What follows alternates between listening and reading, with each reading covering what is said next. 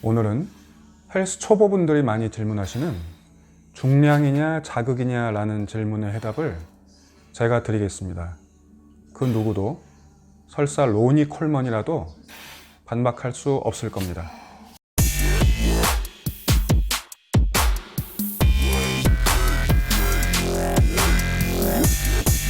안녕하세요. 50대 몸짱입니다. 저는 평생 몸짱을 추구하고 있고요. 평생 몸짱에 관심 있으신 분들은 아래 구독과 알림 버튼을 눌러주시면 되겠습니다. 자, 오늘 영상은 어떤 분들을 위한 내용이냐면 완전 처음 시작하신 분들도 아니고 중급 이상 되는 분들도 아니고 그 중간에 헬스, 특히 웨이트 운동을 처음 시작하고 나서 몇 달 정도 지난 분들, 그러니까 어느 정도 웨이트 운동에 재미를 느끼게 되시고 좀 열심히 하게 되시는 단계인 분들, 그런 분들을 위한 시간입니다. 이 단계의 분들이 이 질문을 많이 하시는데요. 웨이트 운동에서 중량이 중요합니까? 자극이 중요합니까? 이런 질문입니다. 이 질문이 나오게 되는 상황을 한 가지 예로서 설명을 드려보자면, 예를 들어 내가 지금 60kg 벤치프레스를 간당간당하게 하고 있는 단계인데 내가 무게를 예를 들어 70kg로 늘려서 동작이 좀 딸리더라도 그렇게 새로운 중량 증가를 통해서 어떤 발전을 꾀해야 하는 건지, 아니면 그냥 이 같은 무게를 60kg를 앞으로 계속 들면서 대신 좀 더 정확한 동작으로 가슴 근육에 자극을 느끼려고 노력해야 되는 건지, 이게 궁금하다 보니까 이 질문을 하게 되는 거죠. 중량이냐 자극이냐. 뭐 요새 와서 새롭게 대두되는 이슈도 아니고요.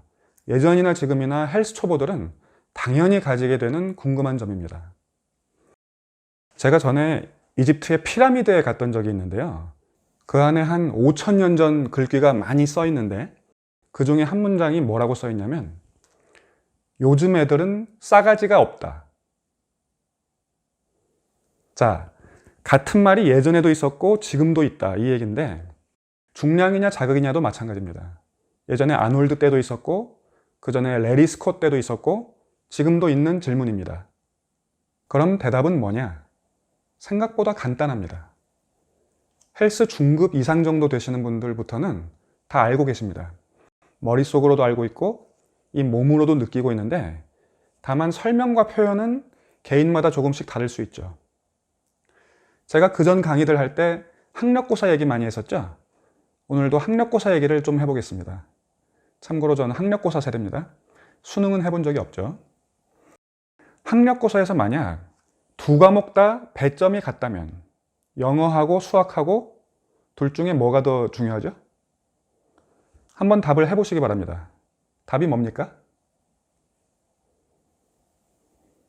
자, 질문이 이상한 겁니다.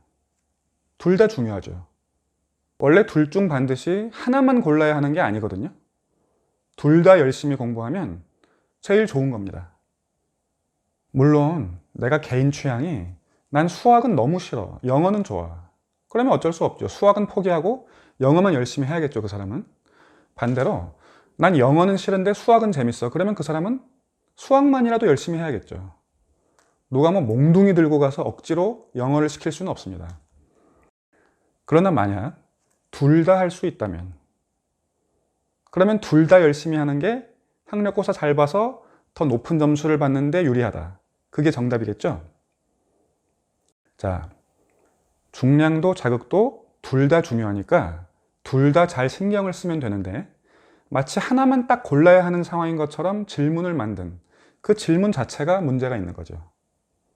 내가 짜장면도 좋아하고 짬뽕도 좋아하는데 중국집에 가면 그럼 뭘 시켜야 됩니까? 메뉴에 없으면 어쩔 수 없지만 만약에 메뉴에 짬짜면이 있으면 짬짜면을 시키면 되는 거죠. 저희 메뉴는 분명 중량, 자극 둘 중에 하나만 골라야 하는 메뉴가 아닙니다. 둘 다 하면 됩니다. 중량도 하고 자극도 하면 됩니다. 자, 그럼 그걸 실제 상황에서 어떻게 하는 게 둘 다 하는 거냐? 제가 말씀을 드려보겠습니다. 예를 들어 아까 60kg 벤치프레스 상황, 내가 현재 60kg를 대충 자세 무너지면서 들면 한 12개 들어. 근데 정확한 자세로 하면 10개 든다. 그러면 이분은 당분간은 10개 들어야 합니다. 정확한 자세로. 만약에 파트너가 있으면 10개 들고 나서 한두 개 더 파트너 보조로 들어줍니다. 그 정도로 당분간은 수행해야 합니다. 물론 실제 상황은 좀 더 복잡할 수 있습니다. 예를 들어 60kg 10개 능력이니까 뭐 50kg 12개로 첫 세트, 그 다음에 60kg 10개로 두 번째 세트, 마지막에 70kg 7개로 마지막 세트를 한달지 뭐 그럴 수 있는데, 그럼 지금 너무 설명이 복잡해지니까 그냥 단순화해서 이 사람 60kg로 10개 하는 거에만 초점을 맞춰 보겠습니다. 자, 그렇게 얼마간 훈련을 하다 보면 이 사람이 어느 날 60kg를 10개가 아니라 뭐 12개, 15개를 하게 되는 날이 올 수 있습니다. 정확한 자세로 제대로 자극을 느끼면서 12개, 15개. 왜? 그간 열심히 훈련을 했으니까. 휴식도 많이 하고 영양도 잘 섭취하고 사람들과 잘 지내서 정신적으로도 안정되고 호르몬 밸런스가 좋고, 그래서 결과적으로 몸이 발전을 한 거죠. 자, 그러면 이 사람은 이제 예를 들어 70kg 10개를 들면 됩니다. 정확한 자세로. 파트너가 있으면 끝에 한두 개 더 서포트 받아서 들고, 그리고 70kg 10개 드니까 이제 뭐 예를 들어 한 세트는 80kg 5개로 들어보고, 이런 식으로 계속 해나가면 되는 겁니다. 점진적 과부하. 결국은 중량도 중요하고 자극도 중요하다. 이분법적인 사고를 하면 안 된다. 이분법적인 사고는 어디 가서 하면 되냐면 선거 때 투표장 가서 하면 됩니다.